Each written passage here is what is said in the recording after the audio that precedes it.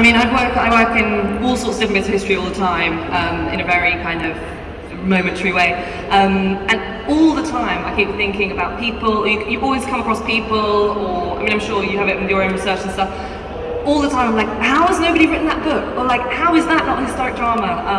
And there's so many different groups of people in history that if you actually just like focus in on their lives at certain age groups, then it completely reveals a new kind of insight into their life. So my next book, I was saying, is all about young people, and when you really focus in on people before the age of 18, you suddenly, you just acknowledge that, of course, at that age, they have no idea they were going to become really famous or become really successful. So I was looking at Bede, the father of English history, and he, when he was in his teens, he was in a monastery. He was first of all sent away at the age of 7 to a monastery, and then at the age of 13, he lived through a plague where the entire monastery died, and it was probably him and his teacher who survived. And historians will just write it like, and he like survived the plague. But that is, when you actually break down what that was like, what did he have to go through? All of the people he knew dying one by one, and then he probably had to take the bodies out, and then why did he survive? I mean, imagine it in this room, right? This room's full, and by the end of it, there's only 2 people surviving, and you're like, why me? That is quite a big. I just feel like that. Assuming that you're going to survive. Yeah, I mean, it's going to be me. Yeah. So anyway, I think that's just by refocusing your lens on that very early period of life. It kind of gives an interesting insight.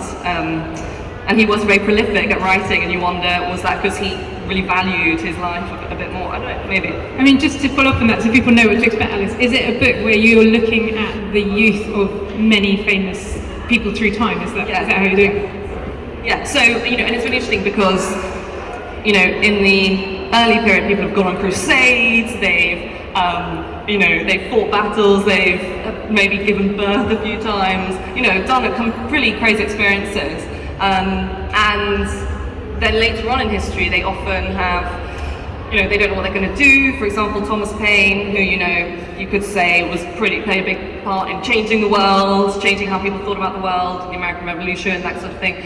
But when he was 18, he was working in his father's shop in Thetford, near Cambridge, making corsets.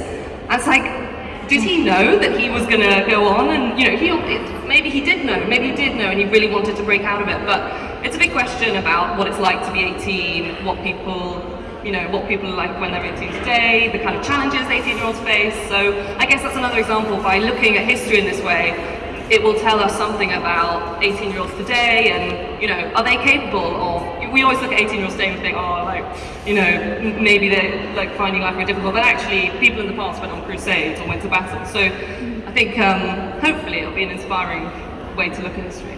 And last word to you, Sathnam. Anything you'd like to see being talked about more in the past that we haven't, we're not seeing on TV? I'm working on a new book, and there's loads of themes like actually indentured labour we've mentioned.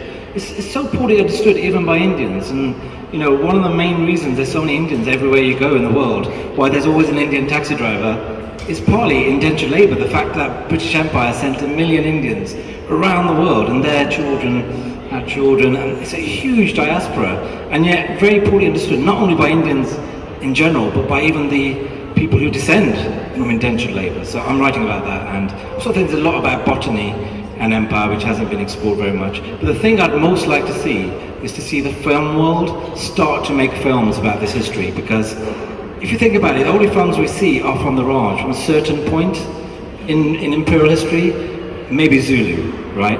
But why isn't there a film about the Tasmanian genocide? I think we might see a film based on William's book, The Adiki, the East India Company. Why aren't there thousands of films about the East India Company? It's such an important time. And it's mainly because the film industry is incredibly conservative. Because it involves so much money. They will not make a film unless there's already been a hit film on that subject.